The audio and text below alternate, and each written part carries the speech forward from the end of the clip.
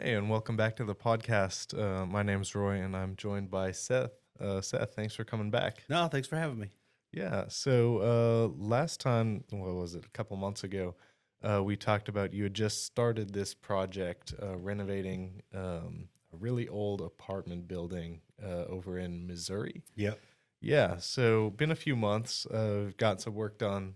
So I wanted to just kind of talk about that. And for everyone who hasn't listened to the last episode with Seth, could you just give us a rundown about like what the project looks like and how it was like when you bought it? Yeah, no, great question. Almost 100 years old in Richmond, Missouri. I have a friend out there who's a real estate wholesaler, and he found a husband and wife that have owned this building for years and years and years and haven't put one ounce of effort into it. It had been run down pretty far. 13 units. The average rent's $375 a month. I think we covered that last time. So Yeah. it's not a big luxurious place. The fortunate thing is there's a lot of room to improve. I mean, it has a lot of good bones, really good bones, but a lot of deferred maintenance. So our plan from the beginning was to sort of bring it up to the normal, in that town. It's not a real modern town, but there's a lot of room to improve. There's other buildings that are Right. really nice. So we created a game plan, informed all the tenants. Some moved out right away, some refused, some stopped paying. I mean, they took it differently. Mhm. The city's been really cool, and they condemned the building. They basically said it's that bad that Right. Yeah. they gave us a building condemn, which usually you'd think if you were a building owner, that'd be scary. Like, I don't want to condemn my building. But it made it simpler a little bit and easier for us to say, hey, and we're paying to relocate the tenants that refuse to move. But it made it easier for us to say, hey, we have to have access to this. The roof is Right. caving in. I mean, it's bad. Yeah. So that process, even though they sort of cleared the path, it still takes time. Kind of like it's not as bad as California, where if you wanted to evict somebody, it takes months and months and months. Mhm. But we're right at the tail end of that, and I think it's happening. The formal court date was a week and a half ago. They have sort of the follow-up court date. It's within a couple of weeks of finally getting everybody clean and moved out and relocated. Then we can actually start getting our hands dirty. Gotcha. So So we're still in the middle of like Oh, gosh. preliminary work Yes. before we can Yes. actually start tearing stuff we're out. we're sort of, the term I've used before is like stretching the rubber band before we start. So that once, the good thing is once that's finalized and everybody's safe and moved out, then we can really hit it hard. It's not like we're surprised by, oh, now we're ready to start. No, it's the opposite. It's like, okay, we everyone's knew this ready to day's go. been coming. Yeah. The weather's starting to clear out over there. Doesn't snow a ton in that particular town, but it gets cold. Anyway, now it's warming up, springtime. So really, of course, I'd love it to go faster, but it is what it is. Right. So it'll work out good. Yeah. So last time you hadn't been out there. Have you been out there yet to see the property? Yeah, I still haven't. We have a good team out there working on it. And they're from there. They're about an hour away, but they're from there. So it's super easy for them to run over whenever they have to. They're the ones that found the property, helped with the purchasing, have found all the trades, and they're going to manage it from over there too. So it'll work out good. But I still don't even have plans to go out and see it. I shouldn't have to if you have a good enough team, right? But I think in the fall, late summer, we have a trip kind of close by, a few hours away, so I might drop in and at least check it out. Yeah, just for see what curiosity. it Yeah, is. Yeah, exactly. make sure it's real. Yeah, right. Yeah, yeah. Who cares? This whole thing could be fake. Yeah. The Matrix. Yeah, who knows? Yeah.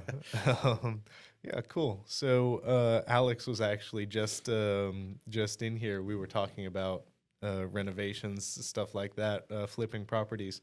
So is this a long-term hold, or are you planning on flipping it for a quick profit? No, long-term hold.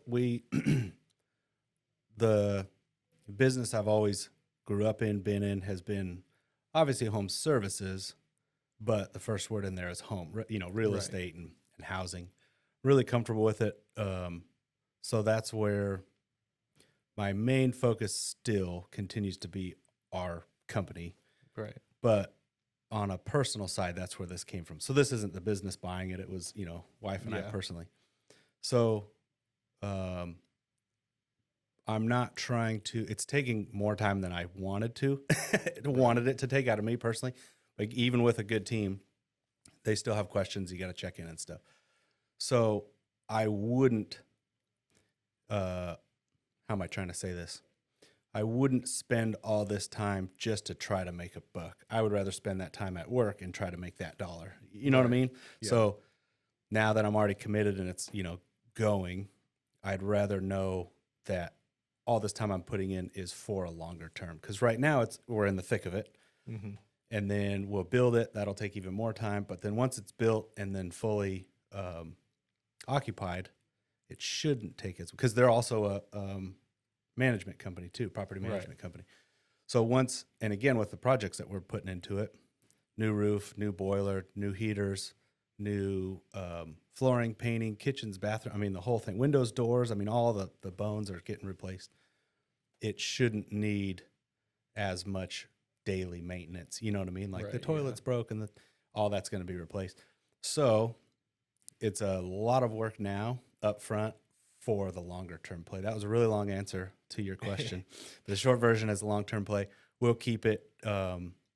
It'll be cash flowing, hopefully more than what the loan payment will be after we refi. And anyhow, it should, the rough pro forma calculation says that it's going to cash flow at the end of it. Gotcha. Cool. Yeah. So obviously there's major renovations to be done, like in basically from what it sounds like, like every part of the building needs to be redone in some way or another. How long is it going to take before it's actually ready to put tenants back in? That's a great question. So that's been a conversation between me and the management company. I bet that's like but the opposite is the opposite of what you think. Usually you'd think, the owner's saying, hurry, we got to get this going fast. And they're saying it's going to take forever.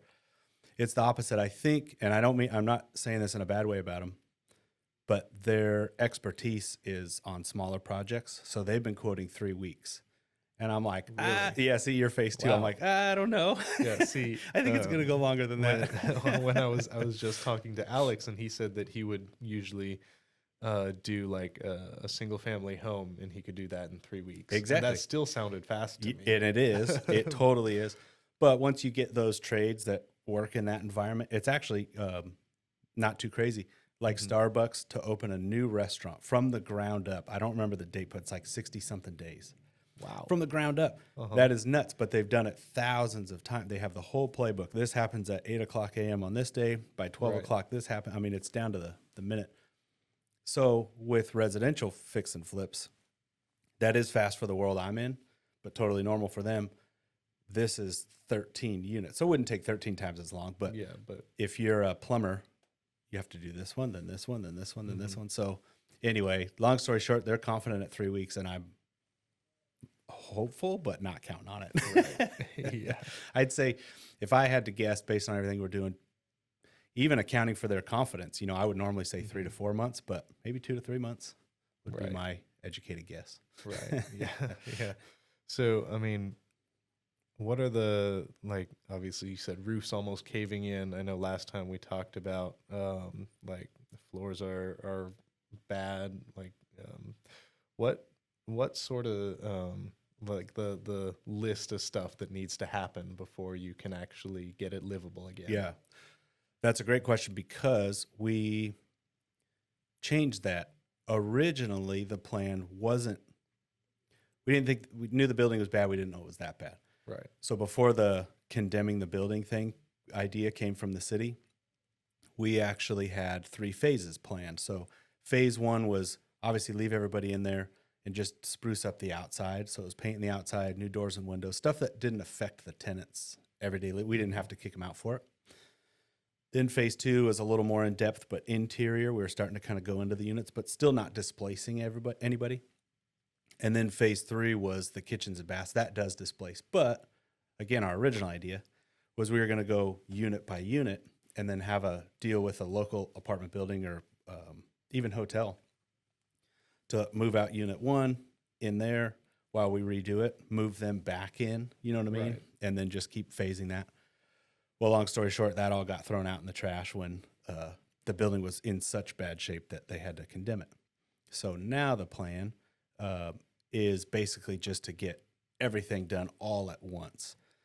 The tricky thing about that, since that wasn't the original plan, no one's been able to go out there and just go, okay, because there's still people living in a couple of the units and that kind of thing. We haven't been able to create a master plan, but we just took the 3 phases and just combined them all and just said, well, pull the Band-Aid off. Let's just do it all at once. Then it was more of a matter of coming up with a schedule of events that made sense. Like you wouldn't do, let's say, a shower that had a window in it, like you see all the time. You wouldn't, let's say, redo the tile and then change that window, because that would mess up where the tile touched the window. You know what I mean? Yeah. So you got to, that's a small example, but you got to change the window. Then you do the tile. Same with like the floors. Like you said, you wouldn't redo the floors and then paint the walls. You're going to drip paint on the floor. So that's like, those are such small examples, but really now I think it's great, but we have the ability to really zoom out and go, all right, what are we doing? What's the bigger plan? What makes sense to do now? Is there anything that could be done later? Yeah, but I don't want to. You know what I mean? Let's just pull the Band-Aid off and not have to move anybody out and do everything right now. Right. So that's the plan. Yeah. Awesome. So, I mean, you said it's been more work than you'd expected. Do you still think it's been worth it? Like, would you do it again? I think so. I'd probably, this one really fell in our lap. We got a good deal. Everyone else, I can tell now, was scared of it because the building was so bad. You know what I mean? Right. So now it makes sense. The reason I think it's been more work was kind of similar to what I was just saying, that we had kind of a phased, slower approach plan. So to me, it was just going to be a weekly meeting, 20 minutes a week, talking to the management company about what's the plan, how's it going, that kind of thing. Right. Because it went sort of springboarded forward, now that needs more attention from me. So it's fine. But again, it'll be sort of a sprint now so that it can be relaxed later. Right. But long story short, to answer your question, I think I would. I probably wouldn't do 2 parallel. You know what I mean? If he said, hey, I got another one. Nope, I'm out. I'm out for now till this one's done and put to bed. But yeah, I mean, the time difference is a little tough, talking to them about stuff. Because if it's the afternoon here and I have a question or something, they're already done for the day. It's good though, because some of the phone calls and stuff we can do, it's not weekly anymore, it's more than that, but so we can do those really early in the morning here, because that's just when they're getting started. So that sort of helps. I can have a call on my way into work or that kind of thing. Doesn't really distract from the day to day. Yeah, and we're in early anyway. Exactly. Exactly. So that works. But yeah, I would do it again. I don't there's as many people listening know, otherwise they wouldn't be listening to this if they didn't have interest. There's multiple different real estate plays, if you want to call it that. And I probably wouldn't search for this level of needing my attention, right? If that makes any sense.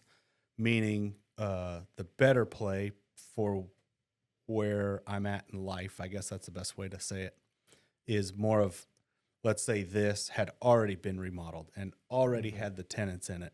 That would make more sense for me to buy that.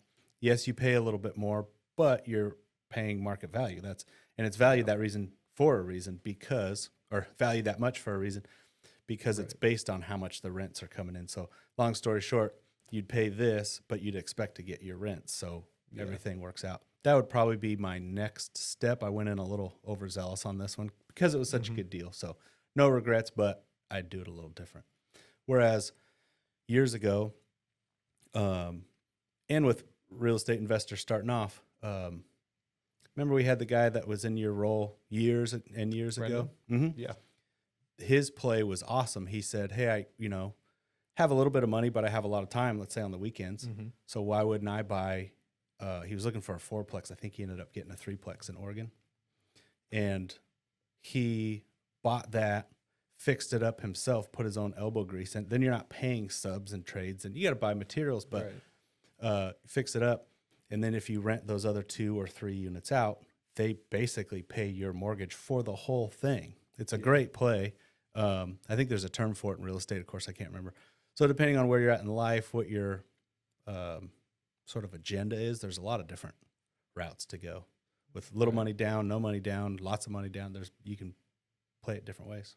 Right. Yeah. Yeah, that's really cool. I mean, if I were to get into something, yeah, it would probably have to be like that. Totally. And it should be. And that's probably like where a lot of people, like if you're just starting off, that's where you're gonna end up is like Yeah, exactly. Fourplex, a couple of duplexes or something, Exactly. something like that. That you can do some of the work yourself, Mhm. and because yeah, like like I've got plenty of time. Exactly. And yeah, you would gain way more value instead of, not that it wouldn't work out if you paid somebody to do it, but it just makes it easier for you to not have to pay somebody. Plus, you learn something Yeah, along the well, way too. And then the subs, a lot of subcontractors have a bad name, or give a bad name, I should say, to the industry, because there are bad ones out there. But let's say if you painted it yourself, then you get a painter later on down the road when you have a few under your belt, and they say, "Oh, it's going to be $10,000." You can go, no. I know you're taking advantage of. You know what I mean? You can kind of get a reality of, I did it myself. It doesn't take that long. Plus, you're faster, you're better at it, so it should be less. You still got to make a profit, but you'd be able to do a reality check, Yeah. So yeah, no, that's the best way to get into it. The hardest part is finding it. There's a lot of courses, and I've been to a few of them on how to find like wholesale deals and cash offers and all that stuff. Being that I'm fresh out of this one, we're working with a wholesaler, so that's his whole game is he finds people like the husband and wife that had this. Obviously, they had it forever and didn't care about it. I mean, I didn't talk to them, but you can tell. Right. They obviously did. They just wanted the cash out every month. Don't put $1 back into it. And he caught them at the right time because they needed out, I think, health reasons or something. It worked out, and it helped everybody because they got money. They didn't have the money to fix it up. It was perfect. It's kind of a win-win. Right. Well, if you can find someone like that who will find one for you, bring it to you and say, "Hey, here's what I have." They're willing to hold the note, which is where they are your loan in a sense, or you can take over their loan. There's a bunch of ways to do it, but you'll just have to filter through a lot until you find the right one. Right. That'd be the way to get into it. Gotcha. Yeah. So, I mean, that was going to be one of my questions later. Like, how do you even find a place like that, right? Because, like, if you look on Zillow or wherever, Redfin, like, there's tons of properties. How do you know which one's the right one? And it wouldn't be on there. Yeah. Especially without having ever seen it. Exactly. And that's not the place to do it because it's like buying a car. If you go to a lot, anyone can see that online, driving by, whatever.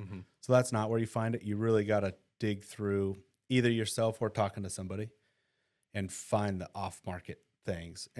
That could even be family, friends of family, neighbors are the best. You know what I mean? Right. That's a long-term play because none of them are looking right now. That's why wholesalers, I think, are great. So their deal is they just put $5,000, $10,000, $20,000, $50,000. It depends on the million factors. And well, let's use this example. Let's say you're selling your house and you just don't want to deal with it. You need the money right now. There's a million reasons. It happens every day, so it's not like no one does it. Some people market it, Zillow, a realtor, and they get top dollar because it's market value. Well, other people, I'm picking on you for this example. I just need to get rid of this, and I just need to be done with it. I have so many other things I just can't think of it, whatever the scenario is, or health, or age, whatever. And someone finds you at the right time, whether through a letter, a call, or a friend, or whatever. And let's say that's me. Right. We both know your house is worth $800,000, but I say, hey, I can get you $600,000 really quick, right away. What do you think? Oh, you know what? Call it $650 and it's done. Perfect. So all I do with you as a wholesaler is I lock you in. I sign a contract, but it's an assignable contract, so I'm not the one buying it, but we locked it in at $650. So then I go to an investor friend, and I have a bunch of them, and I say, hey, I got this deal. It's $675. And they say, perfect, done, I'll take it. Or the negotiator, whatever. I'm not going to do all the what ifs. But then, in essence, legally wise, they're buying it from you, but everybody sees, and it's transparent. It shows on there that you're buying it from me for $675, and I'm buying it from you for $650. So when escrow closes, whether they're all cash, a loan, it doesn't matter. None of that stuff matters. I get my 25 grand, you get your 650, they get the house and they paid 675. Right. That's how the wholesale game works. And it's great because the wholesaler's spending all of their time all day talking to people. Yeah. They know when someone's real, they know when someone's fake, they're not wasting their time. You know what I mean? That's their game. They should get paid for it. Funny thing, that auto dialer we just set up, Yeah. it's built for that. I could totally and, see that. And they've got tools built in for like cold calls and all that. So That's it's clever. It's really interesting to kind of see that side of, Yeah. of where why they would need all of that, because that's where stuff like this comes from. Well, and there's a bunch of different plays. Like a really good friend of mine he does wholesaling, and he sells other wholesalers TV ads, basically like the marketing plan for TV ads. Mm-hmm. So, and you've probably seen them before. I pay cash for your house, Yeah. those guys. Yep. He runs a ton of marketing, $1 million a month or something in TV ads across the nation. That's successful. They have ones. Have you ever heard of a FSBO, No. which is for sale by owner? It's like if you wanted to sell your house yourself, you're like, I'm not paying the realtor fees. I'm not, you know what I mean? I want to do it myself. I'm not in a big hurry, whatever. Those don't go as smoothly as when you do hire a professional to sell your house. So a lot of them sit on the market for a long time, and then once they sit too long, they're stale, and they, so anyway, another play is to watch those go off the market, and then those people call them like crazy. Hey, you didn't sell your house. Can I sell your house? Realtors call too, but wholesalers will call them. Mm-hmm. The point is there's a lot of different ways or contact methods. A lot of people, I get letters all the time. We'll buy your house. It's a form letter. You know what I mean? It's just kind of a marketing thing. But some people, if you caught them on the right day where, like I say, a million different factors, they need the money, they're done with the house, they're trying to move, whatever. You catch them at the right time, they just go, hey, what's this about? And then it starts the conversation. So no, that's their whole business. Is I'm a fan of the wholesale industry. Like I said, I went to a few of the classes thinking, ooh, I could do it on the side. It's all or nothing, It's in my too much opinion. work. Oh my gosh, it's a lot. So, Yeah. So even though you're paying, in that wild example I just said, $25,000 for them to find it, how much? I mean, if that was 1,000 hours, that's $25 an hour. That's good, but it's not great. You know what I mean? Like that's so much work to get to that one deal. I can't even it's worth imagine it. what their conversion rate is. Oh gosh, yeah, 0 point whatever percent. Yeah. So I'm a fan of that model. And then when they find the right one, and that's the thing, they could have 10 investors that they work with, but each of them are looking for different things. Some want multifamily, some want single family, some want this neighborhood, that neighborhood. So if you talk to them and just said, hey, here's the deal, here's what I'm looking for, just keep an eye out. You talk to a few of them even. They're a bunch around town or out of town. Right. They'd be able to find you. They will find you something, Yeah. That's a way to go. That's really cool. So, any plans to do more of this stuff? So you've got one apartment building. Are you going to get a second one? Easy to say now when we're still not even through the whole deal. We'll check back in 6 months. Right. I would say so, but like I alluded to earlier, I probably wouldn't plan on doing all this value add work. Right. Mainly because of time and the capital up front. There's not really a loan you can get. There are, but they're really expensive. Hard money loans and all that stuff to pay for all these improvements. So it's hard. So what we're doing is kind of just struggling through to pay for all of them. And then right when it's done and rented, then we'll be able to refinance because of the increased value. Yeah. And then we'll be able to take that money and, you know what I mean, pay everything back. But then even, like I say, we did a whole pro forma, the future rents, which is a guesstimate. The future rents will more than cover the new increased mortgage amount. So still worth it. But long story short, that's a lot of moving parts, which I'm not trying to stick my nose up at it, but my focus is work. You know what I mean? Our team that we have here and building that. You're in a really unique situation, right? Because like most of the people who are looking for that kind of thing, they're probably doing that. That is their as job. a job. Exactly. And whereas you run two companies and that's my focus. and do really. all sorts of stuff all over the place. So that's why it was a bit of I don't want to say mistake, but biting off more than you can chew. That's a better way. Yeah. Because, and again, to defend myself, Yeah. it was the original intent was sort of a slow moving phased approach. And, it Mhm. was just kind of like a weekly meeting with them and everything would be Yeah. fine. Now, obviously, it's changed into a full steam ahead thing. Right. Meanwhile, we have a lot of really cool things happening at work. It's like, which Yeah. one? Yeah. But I know it's going to work out because this is short term. You know what I Mhm. mean? Whereas work, I know we're on a long term push. But this will be short term. It'll be done even round way up to summer. You know what I mean? When summer's Mhm. done, this will be done. Yeah. And I know that, and that's good. So back to your original question, yes, but modified. Right. that's Yeah. that's a easy way to say it. Yeah. Yeah, cool. So this project is going on. I mean, I don't even know how, like 1,500 miles away. Right? Probably, yeah, Around probably there. right around there. Um, and you've got all these contractors doing stuff over there. This property management slash, are they general contracting Yes. it as well? Yeah, not officially, but they've done so many that Right. I trust them. How do you find someone who you can trust that far away? This one was by happenstance. They were a friend of a friend, and we went to a football game together. Uh-huh. Is literally how it went down. Actually, it's the guy that I was talking about that did the TV ads for all Yeah. those people. He invited us all to so he's from Kansas, so it was a Mhm. Chiefs and Chargers game years Gotcha. ago. That's how we all got to know each other. So I had been talking to him ever since. We became friends on Facebook, and we chat, every Mhm. blue moon, just staying friends. And then we connected because he's a single family guy and he found this apartment building. That's how we connected. So it was Right. just kind of happenstance, accidental, but the level of trust was high because we had mutual friends and I had spent time with them. Right. It'd be more difficult even if it was the same person, if I called him out of the blue or he called me out of the blue, who's this guy? Who's that guy? Right. That'd be a little weird. So you weren't asking for advice, but I'd say finding someone or working with someone who you have friends with, mutual friends, it's acquaintance, or you know what I Mhm. mean, that makes it go smoother. Yeah. It builds the trust factor. I guess that's a better way Right. to say it. For sure.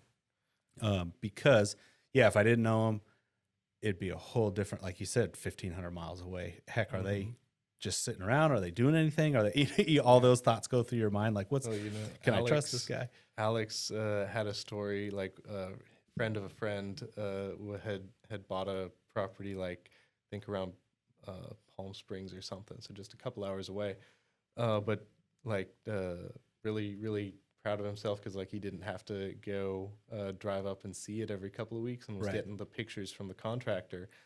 Well, he was in the area. He stops by the house. And nothing had been done. Oh, and no. the contractor had been sending him pictures of a different house. Oh, no. So there was literally Jeez. nothing that had been happening. And obviously that's like horror story. Yeah. That's like one in 1,000 or 10,000 or whatever. Jeez Louise. But yeah, like things like that are out there. So I feel like for how much money's involved, right? There has to be some kind of trust there. Jeez Louise. Yeah. Yeah. A lot of things could go wrong. Not even on purpose, but accidentally too. You know what Oh, I yeah. mean? Like Yeah. obviously that is An outright fraud. extreme, yeah, right? Yeah. outright fraud. That's jail time stuff. Mhm. But yeah, even accidental or they left the lights on, they left the water running, the goofy stuff like that. Yeah. That obviously there's checks and balances and there's little flags that Mhm. go up and then we check on it and then it's fine. But yeah, that could happen. Yeah. Which, okay, let's zoom out. That's when this whole thing was presented and hey, here's this opportunity. It was a great opportunity. We went through the numbers, rough numbers last Mhm. week. Nothing's for sure until it's all done. But let's just say if it was presented and hey, here's a way when it's all done, you could make $200 a month. Not worth it. That can't, Yeah. there's way too much risk, time, fraud, the thing burning down, a Right. million different things. I mean, heck, you could get the wrong tenant that we're trying to get rid of or that's coming in that just trashes the whole. I mean, there's so many things, Mhm. with any rental, but the distance away, all these different things, that it had to have potential of a high return in order Right. to even make this thing work out. Because otherwise, yeah, there's too many inherent risks just in real estate in general that, Yeah. that wouldn't make any sense to Right. continue. So the numbers look to be great, and I'm happy to go over them once it's all done. I'd rather give you real numbers than pro Yeah, forma numbers and are always I mean, fake. months from now, right? Yes. So in the summer, we'll Exactly. we'll get back Or even on, later than that. yeah, Then and we see can what say, it actually all costs right, and what here's, it's yeah, actually exactly. gonna Here's what we bought it return. for. Here's what we remodeled it for. Here was the old rents. Here's the new rents that we're actually getting, instead of kind of like you were I saying mean, on we can Zillow. guess, but You can always yeah. guess. And we did. And, it's realistic, but it's not real. Mhm. You always see, well, on like LoopNet is where you go for commercial properties, like apartment buildings and that kind of thing. They always show, okay, yeah, here's the actual, but here's what you should be getting. Well, then why don't you go get it? And then Right. they're selling, the sales price is based on what they should be getting. It's so Yeah. backwards. So again, that's why you can't really just search what's for sale. In my opinion, you have to go find something. That's really the better way Yeah. to go about it. So I guess your advice for going and finding something, you have to actually go out there and do the work, Yes, or or pay someone else to do the work. pay the wholesaler. Yeah. That wholesale business is a grind, and you get a few, big chunks. That's kind of how it works. Still, even with the chunks, it's still worth it for the Yeah. buyer investor, because all that work is done ahead of time. The deal is very transparent. Here's exactly what it is. In most cases, there's no realtor fees, which helps Right. a few percentage points. It's just a very direct, quick approach. A little more risk because usually the contingency time periods are shrunk. You know what I mean? You got to be ready to jump on it really, really quick and that kind of thing. But anyway, like anything, pros and cons. I'm a fan of it though because it's off market. It's always going to be less expensive. Well, I can't say always, but typically that's the Usually. whole point. Yeah, is Yeah. the wholesalers. If a house is worth 800,000, they can't bring it to you for 795. That eliminates the Right. whole purpose of it. It has to be much, much lower. Yeah, I'm a fan of Yeah. connecting with those people. And there's so many courses out there that you've probably seen on, Oh, advertised yeah. online, Yeah, I've seen them. that a lot of people are doing that searching, Uh-huh. and very few actually end up making good money at it. So the point is there's a lot of people doing that search Yeah. and becoming better So at I it. guess you want the ones who do, and because they're the ones who are really good at it. Yeah, they right? actually know what to look for and what investors are looking for, and they're that Yeah. great middleman Yeah. to connect it. Anyway, I mean, this kind of turned into a sales pitch for going I to those know. guys. They It should be sounds like giving it. us a commission. Yeah, exactly. There's a bunch of those courses, and what I found is there's like 3 levels, right? You get the free intro course for an hour or 2 that's at a hotel or whatever. And then they sell you on the real course, which is a few days. This is nothing new. And it's 5,000, 10,000, 2,000, whatever it is. But then once you're there, then they sell the real university course, which is multiple weeks and you get one-on-one and this and that. And it's tens of thousands of dollars. That's the normal. And then a few of them have their own platform software. So they tell you how to do the search. This is the most common. And they have this for like tax lien investing and other stuff. But they tell you how to do it, and you got to go to the courthouse and you got to find the this and that and all this different hard work. Oh, and then by the way, we have our own software that does all that for you. Super easy. So they got all that, and it's $2,000 a month or whatever. So the point is, everyone, including me just now, talks smack on those. But and some people do, if you treat it like a business and actually work hard, a lot of those people going, there's no secret, a lot of those people going to those, they have a job and they're looking to do weekend work. That's not appropriate. It's not going to work out. Yeah. It has to be you're out of work, or you literally are planning on quitting your job to do this full time, and then you'll, not guaranteed, but if you're the right kind of person, you will crush For it. Yeah, I the mean, right you'll do person, great. Yeah, if you give it your all, and yeah, heck yeah. So, and then those are the success stories that they say everybody can do this. That's not true, but Right. anyway, no, for the right person, or if they take all that knowledge and actually just go do it with or without that software they sell, you can do great. And then in the wake of that success, a lot of investors are going to make money too. So it's a self-fulfilling prophecy. Now the investors are making that person money, so they go do it more and they hire people, and I mean it can Right. become a great business for somebody. Yeah. It's for grind sure. though, especially sure. at first. Yeah. Anyway, So I guess, is there any kinds of challenges that you've run into, like unexpected stuff that's just come up that you just had no idea? all of it. Oh, well, while you've been working on this property. For this one particular, I was so focused, and my fault. I was so focused on the building, and that's my, I don't want to say expertise, but my everyday. You know, Yeah. we work on buildings, and Right. that we didn't pay too much attention to the surrounding. Well, it needs a whole new driveway. It's asphalt, and it's just completely cracked up. So, to pat our management company on the back, they're like, "Hey, you're gonna have this beautiful new building with this nasty old drive. There's grass growing through it, and weeds and stuff." It's like, oh, I saw it in the pictures. I just never put two and two together. Yeah. So that was another $38,000 Oof. to repave the whole thing. Tell me how much money we're going to make from a new paved driveway. Like zero. Yeah.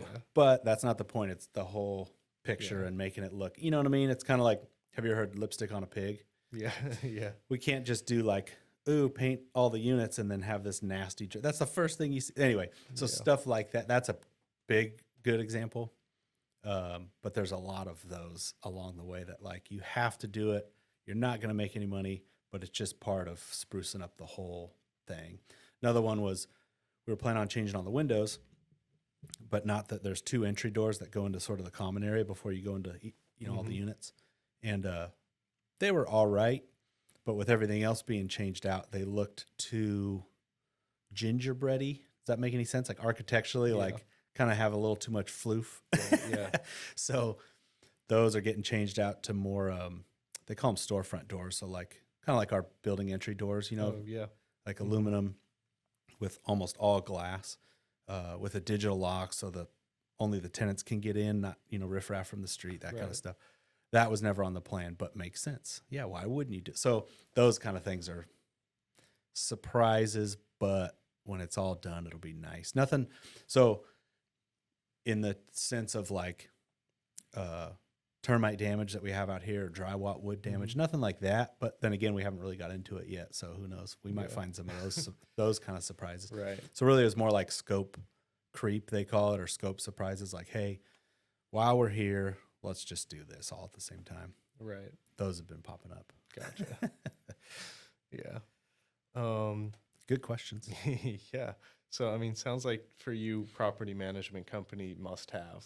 Oh, yeah. Yeah. Especially for this kind of thing. Well, yes, and because it's so far. Yeah. Meaning, like, if it was in our backyard, recommended, not necessary. Mm-hmm. It all comes down to how much time you're willing to put into it. So Right. personally, even if I had one right around the corner, I would still have some kind of company, general contractor, management company, whatever, because I am not willing to take calls right now in the middle of this podcast. Oh, hang on. Yeah, what'd you need? Oh, yeah, change that toilet. That's that's Right. not my personal Mm-hmm. agenda, but because it's in Missouri, for sure, I have to. There's Right. no way I can't. Oh, let me meet you out there tomorrow. That's not possible. So, Yeah. for two reasons, yes. Yeah. Yeah. And I mean, it's on a different scale, I think, than an entirely different type of project than Art. We had him on the podcast. He's always done everything himself. Yes. Um, Yeah. Like he is the general contractor. He is the property manager. He does all of it. And he does single family homes, obviously, and they're all right here.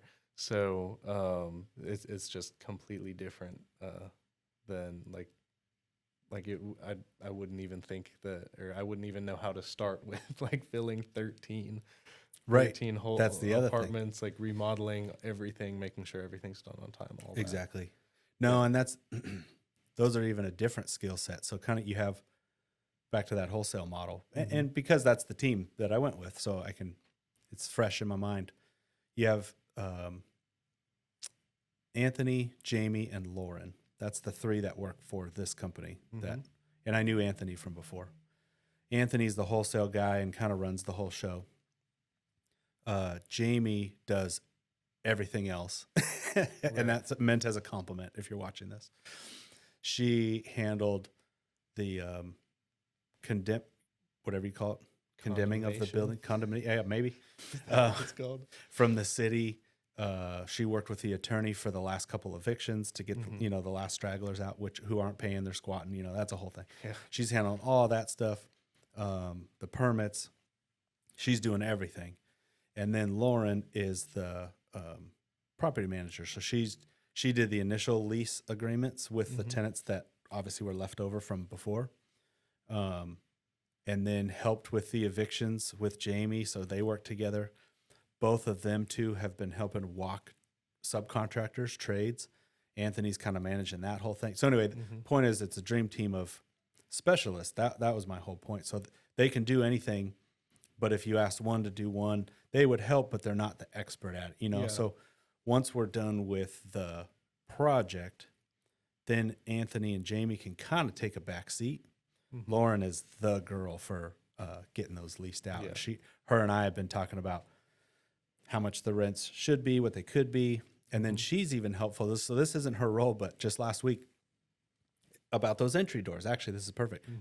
I said, hey, I know you're not like the contractor side, but you are the lease side. You do walkthroughs with people. So, you hear overhear their comments like, this is ugly, this is stupid. What kind of doors do you think? Should I do kind of the more modern, entry doors? Or should I do something like wood, a little more? She's like, no, I think the glass would be nice, but they need to have this kind of lock. And she was really helpful in that because she's the one that's going to be filling those up with tenants. So I valued her opinion, and that's what we decided to do. Same with the driveway. She was the one saying, hey, you gotta think about it.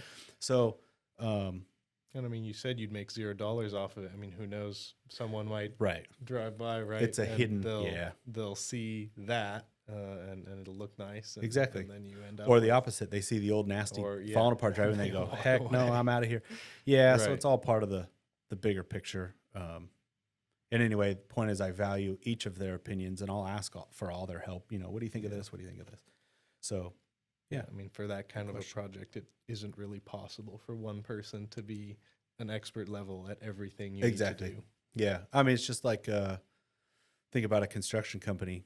You can't have the person doing the finance going out and hammering nails. You don't want the guy hammering nails answering the phones. You have specialty and working as a team. That's what makes the whole thing go together. Yeah, absolutely. Well, thanks so much for coming on. We'll have you back when some more progress has been made, probably in a couple months. Can't wait to fast forward to that. We'll see where we are. Until then, thank you so much for watching, Seth. Thank you for coming on, and we'll see you next time. Great host as usual. Thanks, Roy.